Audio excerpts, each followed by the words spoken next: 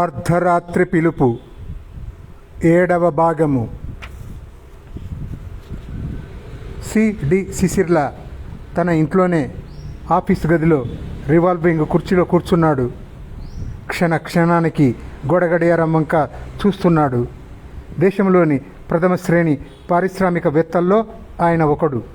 దాదాపు ప్రతి రాష్ట్రంలోనూ ఏదో ఒక పరిశ్రమో ఒక పెద్ద వ్యాపార సంస్థో ఉన్నది ఆయనకు.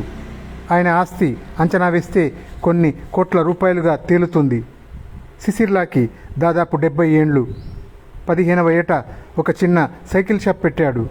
దీక్ష, వ్యాపార దక్షత, అదృష్టం అన్నీ కలిసి వచ్చాయి. ఒకదాని తర్వాత ఒకటి చొప్పున పరిశ్రమలు, వ్యాపార సంస్థలు నెలకొల్పాడు. అతనిది ఒక ఆర్థిక సామ్రాజ్యం. బ్రిటిష్ వారు పరిపాలించే రోజుల్లోనే కోటీశ్వరుడు అయ్యాడు. డబ్బు సంపాదించటం ఒకటే అతని ధ్యేయం కాదు. సాటి మానవుడికి, దేశానికి తను ఉపయోగపడాలి అనే కోరికే ఆయనకు ప్రబలంగా ఉండేది. అందుకే తను జైలుకు వెళ్ళకపోయినా కాంగ్రెస్కి ధారాళంగా విరాళాలు ఇచ్చేవాడు. ఏ సాంఘిక సంక్షేమ కార్యక్రమాలు అయినా డబ్బు అడగగానే లేదనకుండా ఇచ్చేవాడు. స్వాతంత్ర్యం వచ్చిన తర్వాత దేశంలో వచ్చిన మార్పులు, రాజకీయ నాయకులలో ప్రబలిన స్వార్థము, పదవి వ్యామోహము, దేశ ఐక్యతను బలహీనపరుస్తున్న విచ్ఛిన్న శక్తులను చూసి చింతించేవాడు. ఇందుకోసమా అంతమంది స్వరాజ్యం కోసం సర్వస్వాన్ని త్యాగం చేశారని దుఃఖించేవాడు. అందుకే దేశాన్ని కలుషితం చేస్తున్న దుష్ట శక్తుల నుంచి కాపాడేందుకు ఒక సంఘం ఏర్పడుతున్నదని రమ్మని ఆహ్వానిస్తే వెళ్ళాడు. ఏ కారణాల వల్ల దేశం నాశనం అవుతున్నదో కూలంకషంగా అక్కడ చర్చించుకున్నారు. ఆ రోజు తర్వాత ఏదో నిర్మాణాత్మకమైన కార్యక్రమం ఏర్పరుస్తారని తాను ఆశించాడు. కానీ తలుచుకుంటే సిసిర్ల ఒళ్ళు జల్లుమంటుంది. తనకి ఆప్తుడు, కొన్ని వ్యాపార రంగాల్లో భాగస్వాముడు అయిన మెహతాని ఆ రాత్రి పిస్తోలుతో కాల్చి చంపడం జ్ఞాపకం రాగానే ఆయన కళ్ళు తిరుగుతున్నాయి.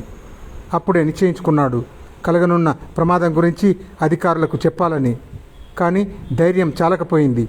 సూసైడ్ స్క్వాడ్ జ్ఞాపకం రాగానే 70 ఏండ్ల తన ప్రాణం గురించి కాదు ఆయన భయపడింది. 4 కొడుకులు, వాళ్ళ పిల్లలు, తన 3 కూతుళ్ళు, వాళ్ళ పిల్లలు, కోడళ్ళు, అల్లుళ్ళు, వాళ్ళ గురించి. వాళ్ళ ప్రాణాలను బలి ఇవ్వడానికి తను సిద్ధంగా లేడు. అందుకే ఒక ఉపాయం ఆలోచించాడు.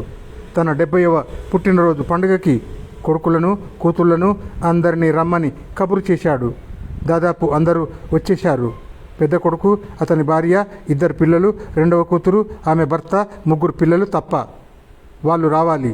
ఇంకో గంటలో అందరూ వచ్చేస్తే అప్పుడు ఐజీకి ఫోన్ చేసి తనకి, తన వాళ్ళకి తగిన రక్షణ ఏర్పాటు చేయమని అంతా చెప్పి. హాలులో నవ్వులు. బర్త్డే కేక్ రెడీగా ఉంది. కిటికీలోంచి చూస్తున్నాడు ఆశతో. ఈ టెన్షన్ ఎక్కువసేపు భరించలేడు. ఒక కారు గేటు దాటి లోపలికి వచ్చింది. పోర్టికోలో ఆగింది. కొడుకు, భార్య, పిల్లలతో దిగాడు. అమ్మయ్య! వెనకే ఇంకో కారు. కూతురు, అల్లుడు, పిల్లలు దిగారు. సిసిర్ల గుండె బరువు తగ్గింది. ఆఫీస్ గదిలోంచి లేచి గదిలోకి వెళ్ళాడు. Wish you A happy birthday and many more returns అన్నాడు పెద్ద కొడుకు. మిగతా వాళ్ళు శుభాకాంక్షలు చెప్పారు. మనమలు, మనమరాళ్ళు అందరూ కలిసి హ్యాపీ బర్త్డే టు యూ అనే పాట ప్రారంభించారు. దీపాలు దేదీప్యమానంగా వెలుగుతున్నాయి. ఇల్లంతా కలకలలాడుతున్నది. అందరూ కబుర్లు చెప్పుకుంటున్నారు. సిసిర్ల సంతోషం పట్టలేకుండా ఉన్నాడు. హాలులో మెట్ల దగ్గర ఉన్న టెలిఫోన్ తీశాడు. బొంబాయి ఐజీ ఆఫ్ పోలీస్ సిసిర్లాకి మిత్రుడు. నెంబర్ తిప్పాడు. మిస్టర్ నగర్వాల్? ఎస్, నేను సిసిర్లాని. ఈరోజు నా పుట్టినరోజు. Wish you a very happy birthday and many more returns. Thank you. నా కొడుకులు, కూతుళ్ళు అందరూ వచ్చారు. మీరు కూడా రావాలి. Thank you for the invitation. వెంటనే రాలేను, చాలా పని ఉన్నది. మిస్టర్ నగర్వాల్, ప్లీజ్, ఇది కోరిక కాదు, ప్రార్థన. 70 ఏండ్ల వృద్ధుడి దీనమైన పిలుపు. మీరు వెంటనే వచ్చి తీరాలి. పెద్దవారు, మీరు అలా మాట్లాడకూడదు. ఏమాత్రం వీలున్నా వచ్చేవాడిని. గవర్నర్ ఢిల్లీ వెళ్తున్నారు. బీడ్కోలు ఇవ్వడానికి విమానాశ్రయానికి వెళ్ళాలి. తప్పదు కదా, డ్యూటీ. డామిట్ నగర్వాల్, ఇది కూడా డ్యూటీ. గవర్నర్కి వీడ్కోలు ఇవ్వడం లాంఛనప్రాయమైన డ్యూటీ. వెంటనే మీరే కాదు సాయుధ పోలీసు బలగంతో తక్షణం మా ఇంటికి రావడం చాలా పెద్ద డ్యూటీ. ఈ డ్యూటీ ఒక రాష్ట్రం పట్ల కాదు, దేశం పట్ల. పోనీ గవర్నర్కి నేను ఫోన్ చేయనా అరిచాడు సిసిర్లా. మిస్టర్ సిసిర్లా, మీరు ఎగ్జైట్ అవ్వడం నేను ఎన్నడూ వినలేదు. గవర్నర్కి వీడ్కోలు ఇచ్చి వస్తాను తప్పకుండా. నో వీల్లేదు, వెంటనే రావాలి. మీరే కాదు, ప్లీజ్ కనీసం 20 మంది సాయుధ పోలీసులతో 4 పోలీస్ ఇన్స్పెక్టర్లతో రావాలి please. Mister Sisirla, something is wrong అని అడిగాడు IG. Everything is wrong, come quick అని అరిచాడు సిసిర్లా. ఆల్ రైట్, వస్తున్నాను ఐజీ చెప్పగానే సిసిర్లా మొహం వికసించింది.